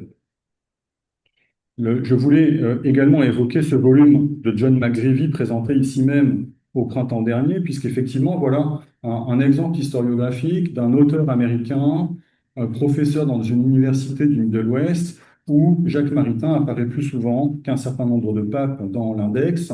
Et il y avait là quelque chose à comprendre, parce que, alors John était là il y a quelques mois dans ce même amphithéâtre pour présenter son travail, et c'est un élément qui m'avait frappé, c'est que précisément Maritain est très présent dans l'historiographie anglo-saxonne parce qu'il a un très fort rayonnement, davantage que l'officine bolognaise ou que quelques autres maisons d'édition. Et de fait, c'est ce qui permet aussi de comprendre pourquoi un historien du catholicisme global eh bien, est si sensible à cette bosse de savoir autour de Maritain. Alors, on pourrait discuter de l'image. Est-ce que c'est une bosse ou est-ce que c'est un pic, hein? Quand on publie la correspondance Maritain-Massignon, concrètement, c'est tout à la fois Maritain, bien sûr, qui est présenté, mais aussi Massignon. C'est aussi tous les correspondants de Maritain qui sont aussi mis à l'honneur. Est-ce que c'est une bosse ou est-ce que c'est un puits? J'aime bien l'image parce que d'une certaine manière, ça permet de remonter du charbon, du pétrole, du diamant, je ne sais pas. Et en tout cas, l'historien qui creuse souvent, eh bien, il déblaye parfois quelque chose, enfin, des éléments peu utiles, mais parfois il trouve effectivement des trésors dans les archives. La dernière remarque, hein, que je voudrais faire est de deux ordres en fait. Comment comprendre quand même cette bosse de Maritain? C'est souvent la présence dans l'actualité de Maritain. C'est-à-dire que quand la question intégriste se pose, quand la question Sodoma se pose, quand la question des abus sexuels se pose, ou bien aux États-Unis la question politique, hein, Maritain est présent dans tous ces débats. Je me souviens encore d'un collègue, il y a une dizaine d'années, dans un travail que j'avais pu faire sur l'intégrisme, qui me disait, ah là là, vous parlez de Maritain, mais pourquoi vous ne parlez pas de Blondel? Bah oui, pourquoi je ne parle pas de Blondel? Parce que les intégristes ne citent pas aujourd'hui Blondel. Monseigneur Lefebvre ne commente pas Blondel, il commente et critique Maritain. Donc d'une certaine manière, l'actualité de Maritain et un certain nombre de travaux sont commandés par cette actualité. Et j'en parlais avec les étudiants il y a quelques semaines. Aux États-Unis aujourd'hui, Maritain est une ligne de division entre des catholiques libéraux, démocrates, à la mode un peu ancienne d'un Joe Biden qui dans la presse expliquait lire Maritain, et de l'autre des catholiques post-libéraux sur le mode de Vance, dont Maritain est la bête noire, en fait. Et ça, on peut l'observer évidemment. Alors c'est aussi tout cela qui garantit la pertinence, l'intérêt, je crois, enfin, peut-être que je m'illusionne, d'un certain nombre de nos travaux. Le dernier élément donc, que je voudrais évoquer, c'est là encore une remarque de ce censeur. Remarque qui me semble à la fois juste et un peu paradoxale. Le recenseur soulignait, et ça revient souvent dans son texte, un texte intitulé Presque tout sur Maritain, ou tout presque sur Maritain, c'est disponible gratuitement en ligne dans la revue signalée. Et ce recenseur soulignait le parfait respect des règles universitaires pour l'édition. L'édition des textes, édition des actes de colloque, d'une certaine manière, il rendait hommage aux scrupules des analyses, des analyses posées, et en même temps, il concluait la recension en évoquant le léger parfum apologétique qui se dégage de l'ensemble de ses travaux et qui, dit-il, ce sont les derniers mots de la recension, est susceptible d'interférer avec les travaux historiques. Alors, au fond, l'argument, il est évidemment très important, il est très fort. C'est évidemment la question de l'apologie sur le plan historique, et c'est une question qui est en fait assez commune dans l'historiographie. On le posait déjà, par exemple, à Étienne Gilson en Sorbonne dans les années 1920, quand il commence ses travaux sur Saint-Augustin, sur Saint-Bonaventure, sur Saint-Thomas. Et la résolution du problème est également en vérité acquise depuis fort longtemps sur le plan de la méthode. Le soupçon d'apologétique a pour fin, bien sûr, de discréditer à la fois les auteurs, l'officine Maritain, mais leur objet. Et pour Gilson, c'est ce qu'il répondait dans les années 20, c'est en étant un excellent historien de la pensée, en appliquant scrupuleusement les méthodes que ses maîtres de Sorbonne lui ont enseignées, et bien que sur Descartes, sur Auguste Comte, sur Malebranche, etc., et bien que l'apologie, si certains en ont besoin, eh bien, pourra valoir quelque chose. Pour Gilson, il n'y a pas deux genres distincts qui sont à l'œuvre ici. D'un côté, la science académique, de l'autre, l'apologie. Il n'y a pas d'opposition. Maritain, du reste, détestait les hagiographies et avait interdit au cercle maritain d'œuvrer dans ce sens. Il y a une approche académique d'une certaine réalité de la vie spirituelle, d'un certain essentiel qui débouche, pour ceux qui le souhaitent, sur une perspective apologétique. Et de ce point de vue-là, je crois qu'il me reste quelques minutes. Je voudrais prendre deux exemples récents, deux exemples américains, justement, qui me semblent particulièrement neufs deux personnages qui apparaissent dans les carnets de Jacques, un homme, une femme, de la même génération, Dorothy Day et Fulton Sheen. Dorothy Day est née en 1897 et Fulton Sheen est né en 1895 et les deux décèdent la même année. Non, pardon, Fulton Sheen en 1979 et Dorothy Day en 1980. Donc voilà deux Américains de la même génération, avec des parcours évidemment très, très différents, qui permettent de reposer cette triangulation entre Rome, Maritain et les États-Unis et l'influence de Jacques aux États-Unis. Pourquoi cette triangulation? Parce que Dorothy Day a été, son procès de canonisation est engagé, elle est désormais serviteur de Dieu. Je ne sais pas très bien jusqu'où ils iront, mais en un sens, ça ne me regarde pas. Et quant à Fulton Sheen, il a été déclaré vénérable et le mois dernier, le Vatican a autorisé la proclamation de sa béatification. Et deux itinéraires évidemment très, très distincts. Le Dorothy Day est le catholique sociale, révolutionnaire, fondatrice du Catholic Worker avec un certain Pierre Morin qui se fait appeler Peter Morin aux États-Unis qui vient de Lozère. Et la correspondance entre Maritain et Dorothy Day a été publiée il y a maintenant 2 ans, 3 ans, 4 ans, 5 ans, pendant 2021, 5 ans, par Sylvain Guénat aux éditions Bollen.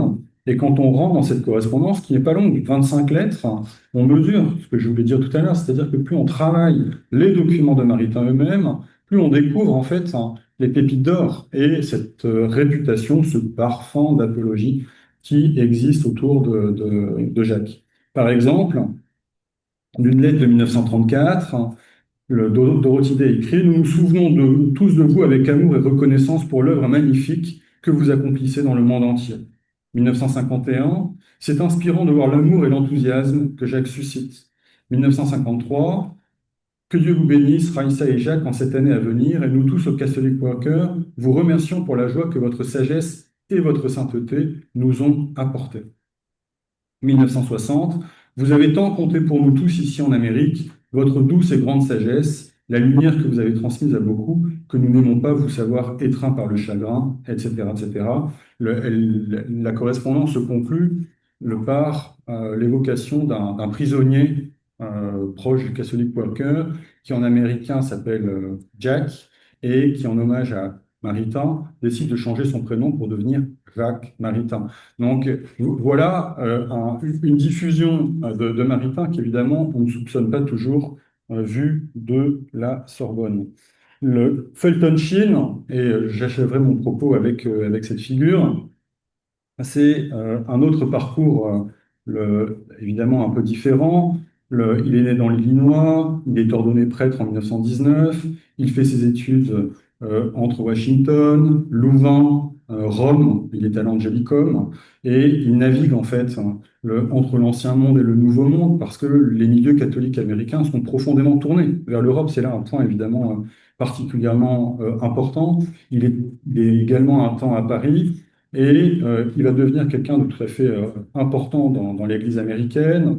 Il enseigne à la Catholic University of America à Washington dans les années 30-40. Il commente Maritain, il recense les ouvrages de Maritain. Il est nommé évêque auxiliaire de New York en 1951 et va devenir le porte-parole de l'épiscopat dans les médias américains, fondant une émission télé qui a des succès de diffusion absolument considérables. C'est l'homme des médias, en fait, Fulton Sheen aux États-Unis.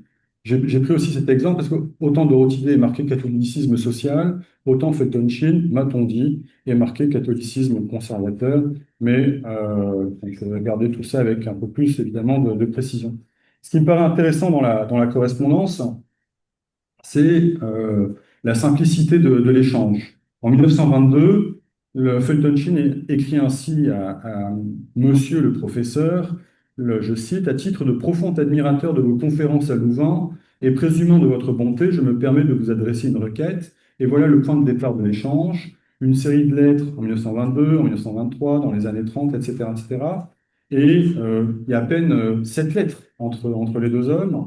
Et en revanche, ils se rencontrent souvent à New York pendant la guerre et ensuite pendant les années de Princeton. Et on trouve dans cette lettre en mars 1951, je traduis, mon cher ami, j'ai reçu la traduction très érudite de votre travail sur Jean de Saint-Thomas, sur les dons du Saint-Esprit. Votre intérêt pour un tel sujet est un tribut, est un hommage à votre propre sainteté. Donc, en fait, quand on regarde les correspondances de Maritain, en permanence, il y a ce parfum de réputation de sainteté que l'on peut ainsi observer. Alors, il faudrait évidemment creuser plus loin. Il y a toute une théologie du mariage chez Fulton Sheen, et je n'ai pas le temps, et je ne voudrais pas abuser de la patience de Martin Dumont. Et je conclus donc.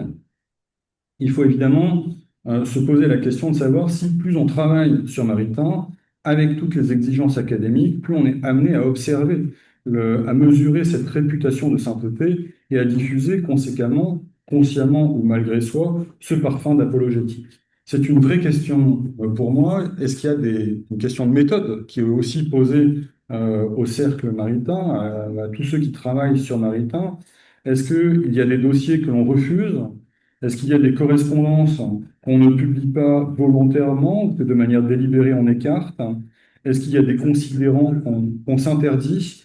Et le recenseur évoquait, cela ne nous avait pas échappé du reste, il évoquait l'échec du lobotomiste, dont Maritain attendait tant, et le recenseur invitait en conséquence à ne pas majorer l'influence des Maritains.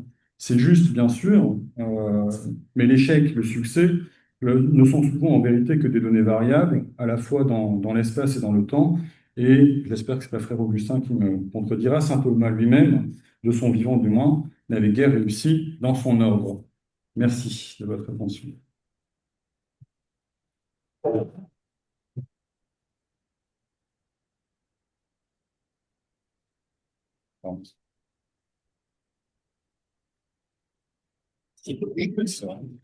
Pardon. Récupère. Merci beaucoup, Florian. Je me permets juste simplement de dire, effectivement, je demande souvent aux intervenants de suivre le temps, non pas pour les empêcher de parler, mais simplement c'est pour que la... Oui, d'abord, j'ai parlé trop longtemps, absolument, Florian a tout à fait raison. Et par ailleurs, c'est surtout pour laisser la parole à la salle plus longtemps. Mais en tout cas, c'était passionnant, mais voilà, c'est chiant. Quand même, laisser que la salle ait la parole également. Alors, ben, si vous avez des questions, voilà, ben, parfait. Merci beaucoup. Alors, en fait, moi, je pensais que j'ai confondu Marie-Laure et Massignon, mais je suis contente d'être venue quand même. Euh, Début, oui, quand vous avez dit, je sais pas si c'est un poème ou un article à travers le désastre. Je veux savoir, est-ce que ça vient, alors peut-être que c'est un peu carré, ça vous pensez, à travers le désert, ou pas du tout. À travers quoi, le Désert. Je crois pas. Bon, c'est apparenté, mais c'est pas parce que il y avait de carême, non. Moi, je pense que il n'y a pas de référence théologique particulière. D'accord. Et puis, on verra. Alors, oui. Et la raison pour laquelle Pitbull aurait été condamné Martin, il y a beaucoup de possibilités. Non, mais en un mot, c'est simplement essentiellement les questions de philosophie politique. Et donc la question notamment de la nature confessionnelle de l'État. C'est un des grands sujets, mais surtout la nature confessionnelle de l'État. Il me semble que c'est vraiment comment la liberté religieuse. Mais voilà, c'est ces questions pour l'essentiel. Après la guerre, avec toujours cette réserve qu'on fait, et pourtant, il attend de qualité personnelle, de qualité chrétienne, etc. Donc, personnel du Saint-Siècle, qui n'est pas non plus, et ce qu'on a pu voir, ne constitue pas un front unifié. Hein. Il y a des lignes différentes entre le secrétaire d'État, en particulier quand Montigny s'y trouve, et le Saint-Office. Mais en fait, il y a un dossier sur Maritain très ancien, qu'il avait un peu cherché On lui a reproché d'abord son parrain, qui est Léon Bloy, qui n'était pas en honneur de sainteté. Le dernier texte de Léon Bloy, c'est Pilate 15, pour Benoît XV. Alors évidemment, c'était pas pour se faire des amis à Rome. Donc, il y a tout un dossier d'emblée sur le parrain, le salettisme de Maritain, lorsque Maritain va exposer le dossier Salette à Rome, en 1918, donc le pape de l'époque, Benoît XV, l'envoie au cardinal Billot, qui détestait tout ce qui était apparition, etc. Et donc, le dossier est très ancien. Après, il va y avoir, dans la crise d'Action française, des choix très différents faits par les uns et les autres, y compris dans la curie, et le fait que le pape se tourne vers un penseur laïque. Bon, donc, lorsque Pio se condamne, il condamne un peu à l'aveuglette, il est lâché par tout son brain trust habituel, donc les études, les évêques, etc. Et donc, il se tourne vers un laïc, ça n'est pas passé inaperçu, et ça a été problématique pour tout le monde. Et donc, à partir ensuite des années 30, tous les écrits de Maritain sont complètement épluchés, de la guerre d'Espagne. Tous les écrits de Maritain sont totalement épluchés, aussi bien en France qu'ailleurs, à la recherche de l'erreur théologique qui permettra de le faire condamner. Et donc, c'est le cas de l'humanisme intégral, c'est le cas des écrits engagés également. C'est le cas, par exemple, il fait une de ses dernières conférences avant la défaite. Mois de juillet 39, c'est un congrès des croyances. Bon, déjà, ça, on n'aimait pas trop. Les congrès des croyances des fondations anglo-saxonnes. Donc, il avait eu l'autorisation de l'archevêque de Paris pour y participer. Il fait un texte, donc le 4 juillet 39, qui est mon prochain? Et le texte est épluché à Rome, et on peut, au printemps 40, au moment où c'est le désastre, là, et où il y a l'offensive allemande, il y a plein de gens à Rome qui l'alertent en lui disant que le texte va être condamné et que son œuvre va être condamnée parce qu'il avait supposé qu'un athée pouvait être de bonne foi. Et donc, c'était considéré comme une erreur théologique par un certain nombre de théologiens de l'époque, etc. Donc, le dossier de Maritain était très lourd au fur et à mesure. Bon, c'est pas le seul, hein. La plupart des penseurs importants de cette époque-là avaient chacun leur dossier. Mais le sien est resté nourri jusqu'à la veille même du concile. Quand on a demandé aux évêques en 60, il fallait qu'ils fassent leurs vœux pour le concile. Ils ont fait des votas pour le concile. Et on a encore l'archevêque de Laval, un certain nombre d'évêques d'Amérique latine, etc., qui mettent comme vœu, au moment où ils partent pour le concile, que le concile, surtout, n'oublie pas de condamner le communisme et le maritanisme. Donc, il y aurait plein de côtés qui sont un peu empilés dans le dossier maritain. Et inversement, pardon, suite peut-être des éléments sur la proximité et l'amitié entre Jacques Maritain et Paul VI. Alors, en même temps, Maritain était lié à tous les papes depuis Benoît XV, très proche de Pie XI, proche aussi, alors Pie XII, tout à l'heure, on a dit que, alors, dans la guerre, le silence de Pie XII a été reçu par les Maritains qui sont pour Cadoyan dans l'angoisse, comme d'autres, comme Camus, etc., qu'attend le pape pour parler, etc. Après, il ne reprochera pas tellement le silence pendant la guerre, une fois que ce sera au Vatican, mais plutôt le blocage encore d'un certain nombre de dossiers après la guerre, une fois qu'il n'y avait plus la menace allemande immédiatement. Et il fera un texte étonnant en 1950 sur le silence, le pape et la parole, je trouve, et qui est toute une méditation. Donc, il a un rapport compliqué avec Pie XII qui n'est pas uniquement le rapport qu'on rappelait tout à l'heure, que le pape, qu'est-ce qu'il attend pour parler, etc. C'est un rapport plus complexe que ça, et qui évoluera entre le temps d'angoisse, parce que dans la guerre elle-même, euh, d'autant plus marqué que la conscience est seule. À ce moment-là, elle doit faire des choix moraux, et elle est toute seule, et aucun magistère ne fonctionne pour des raisons, toute une série de raisons. Et donc, c'est pas pour rien que le courant philosophique qui sort de la guerre, c'est l'existentialisme et l'angoisse, parce que tout le monde traverse ce choix de la conscience-là. Voilà. Et donc, Maritain, comme les autres. Et donc, il y aura un temps où il y a des phrases très dures dans mon volume, là, et encore plus sur le pape, qui après évolueront a posteriori, on va dire, sur ce point-là. Ça ne veut pas dire qu'il se réconcilie en tout point avec Pie XII, etc. Bon, après, Jean 23, il n'a pas trop fréquenté, sinon que Jean 23 est nonce à Paris en même temps que lui est ambassadeur au Vatican, donc ils sont dans un rapport de cousinage institutionnel, voilà. Et celui dont il est vraiment proche, c'est Paul VI, qu'il connaît donc quand il est ambassadeur, à l'époque où Paul VI est le substitut, mais que Montini était déjà son disciple dès les années 20, comme tu l'as rappelé, sur les questions d'art notamment. Mais Montigny avait traduit en italien en 28 Trois réformateurs, qui est un livre du Maritain, première période. Et donc, il y a tout un lien très étroit, oui, entre Maritain et Paul VI. Et c'est Paul VI qui finalement l'associe, le sort de sa retraite et l'associe au concile d'abord en le consultant au moment où les questions étaient bloquées là, pour la 4e session, et notamment la question de la liberté religieuse, schéma 13, la liberté religieuse, etc. Et puis en l'invitant à Rome, et c'est à lui qu'il remet le message du concile aux intellectuels, le tout dernier jour du concile, le 8 décembre, voilà, 65.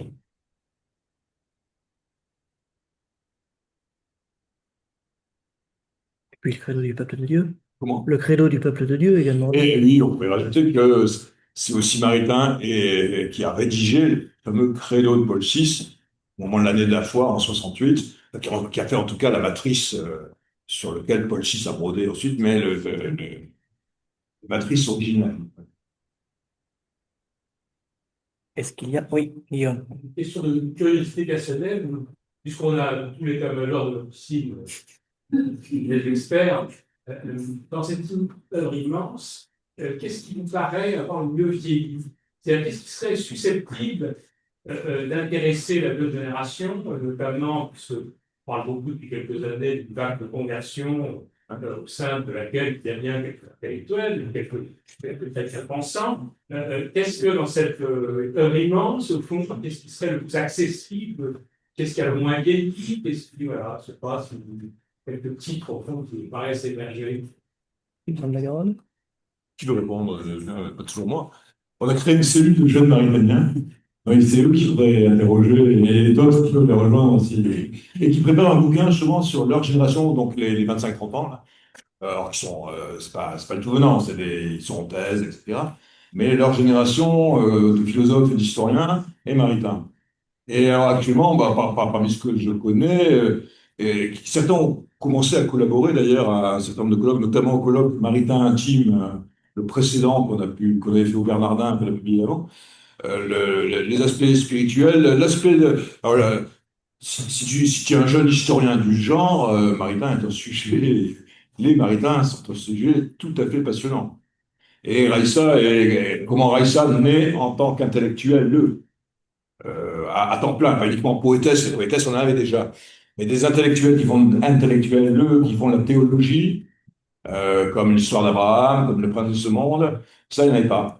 Et donc, le rapport, etc. Bon. Donc, voilà une problématique tout à fait contemporaine. Et voilà. Je fais notre thésard, moi, sur conscience environnementale et philosophie et sens de l'histoire. Donc, lui, il arrive à Maritain par alors, premièrement, les prolongements possibles de l'humanisme intégral, alors, où la dimension écologique n'est pas du tout présente, hein, le livre est de 1936, et puis il y avait d'autres chats à côté, mais aujourd'hui, évidemment, comment concevoir un humanisme intégral sans y intégrer la dimension environnementale et écologique? Et donc, c'est là-dessus qu'il travaille, hein, qui accompagne, c'est pas son sujet de thèse, hein, mais ça accompagne cette problématique, etc. Donc, voilà, il y a toute une série d'angles très, selon les disciplines et selon les préoccupations de chacun, toute une série d'angles d'attaque différents de l'œuvre. Peut-être, j'ajoute un mot. Moi, ce qui me paraît avoir le mieux vieilli chez Maritain, c'est pas le premier Maritain. De manière évidente, ce sont pas les éléments de logique, c'est pas Trois réformateurs, c'est pas ces premiers volumes des années 20. C'est même peut-être pas les degrés du savoir qu'en vérité on voit relativement peu souvent cités, commentés. Ce qui me paraît effectivement avoir le mieux vieilli, ce sont les éléments politiques. L'homme et l'État, par exemple, qui est très présent dans les débats aux États-Unis, notamment dans sa critique de la souveraineté de l'État. C'est là, pour moi, quelque chose de très fort et de très présent. Pas du tout dans la philosophie politique française, mais outre-Atlantique. Ce qui me semble également particulièrement intéressant, c'est le philosémitisme de Jacques Iguala sur un certain nombre de positions, des éléments qui sont très novateurs dans l'entre-deux-guerres et qui aujourd'hui apparaissent comme prophétiques, en fait. Ça, c'est notre génération.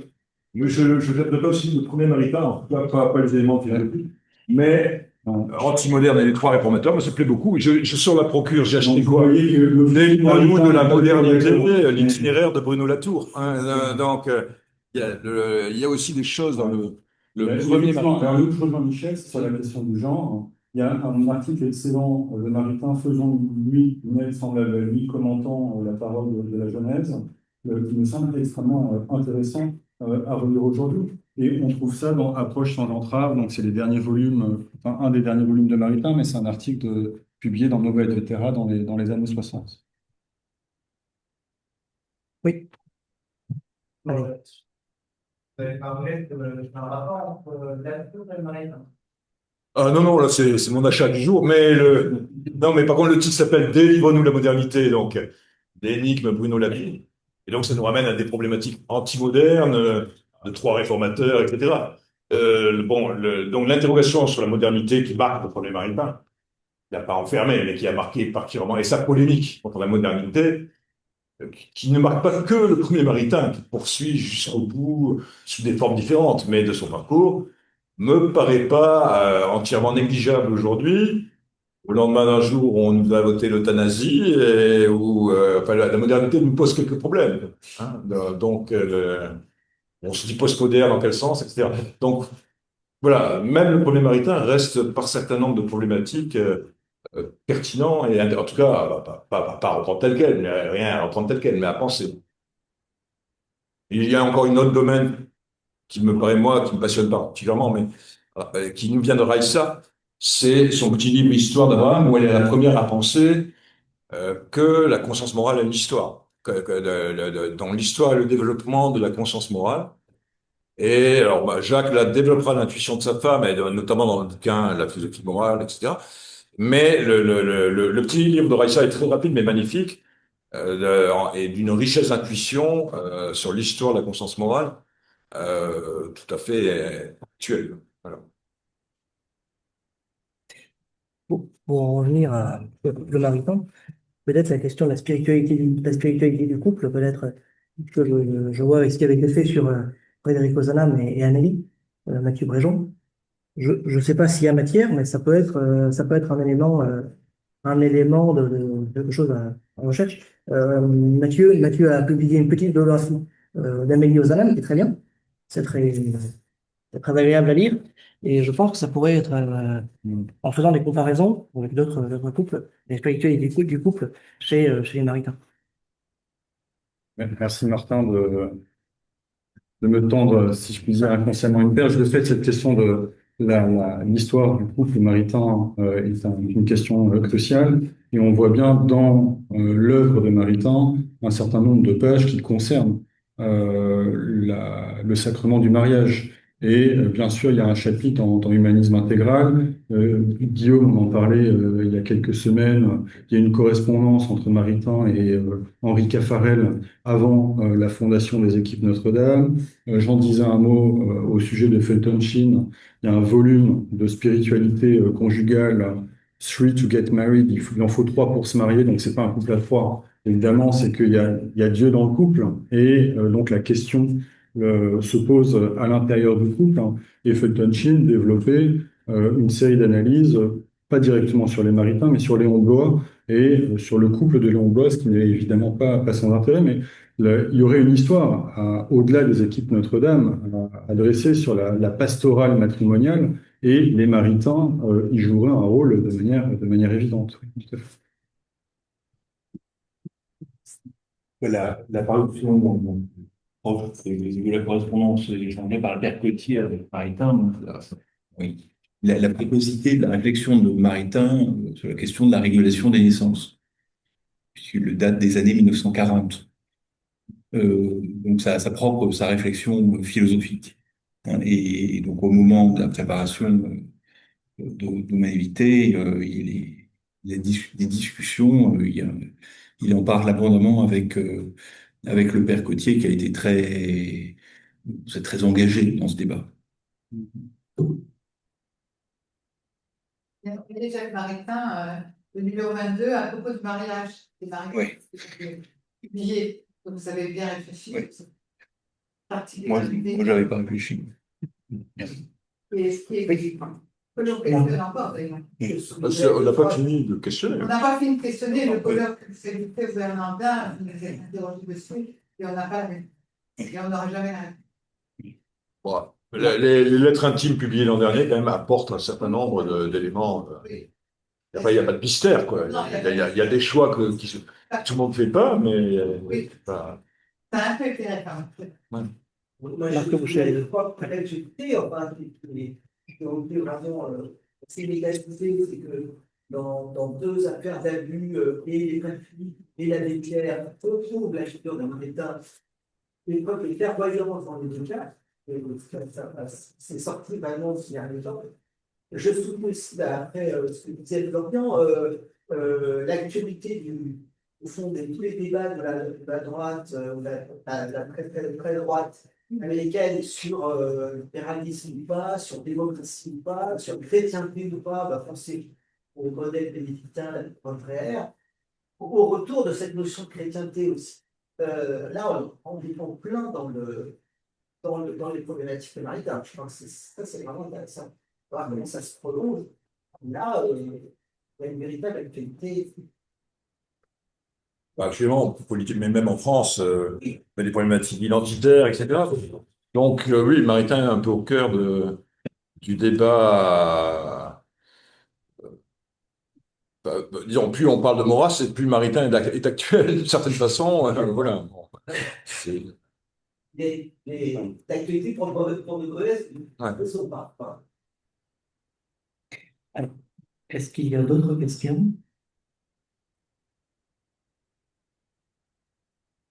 N'hésitez pas, on a encore le temps.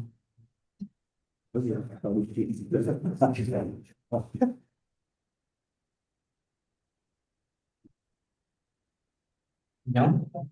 Écoutez, il me reste à remercier les trois orateurs, à vous remercier pour d'être venus ce soir si nombreux, et à vous donner rendez-vous, en tout cas pour ceux qui viennent régulièrement aux séances, le 19 mars. Le 19 mars, 18h-20h, on sera dans l'amphi Guizot. C'est autour du livre d'Inès Henrich, donc, qui a été membre du Centre du 19e, qui maintenant est maître de conférence à l'Université Lyon 2 et qui vient de publier un volume aux éditions du CNRS autour des vocations religieuses féminines en France et en Espagne au 19e siècle, la question de la liberté des vocations de la vie religieuse. Voilà, et donc ça sera avec donc Inès Henrich vient pour présenter son livre, c'est présidé par Jacques-Olivier Boudon, et ça sera, la disputante sera Catherine Maurer, donc, qui est enseignante, professeure à l'Université de Strasbourg. Voilà, et comme toujours, inscrivez-vous bien à temps. Et je dis aussi, je remercie les étudiants d'avoir pensé à s'inscrire, c'est important, même si ça prend certainement aussi du temps, mais c'est important que je sache qui vient et qui ne veut pas venir. Voilà. Merci à toi. Bonne soirée à tous.